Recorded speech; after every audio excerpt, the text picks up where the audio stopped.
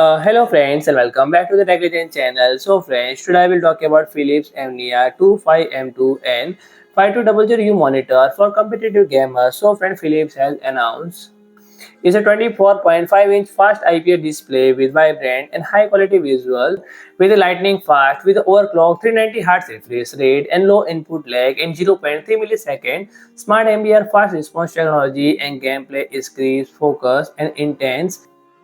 with gameplay this smooth and user feels where there is a step through the screen so friend.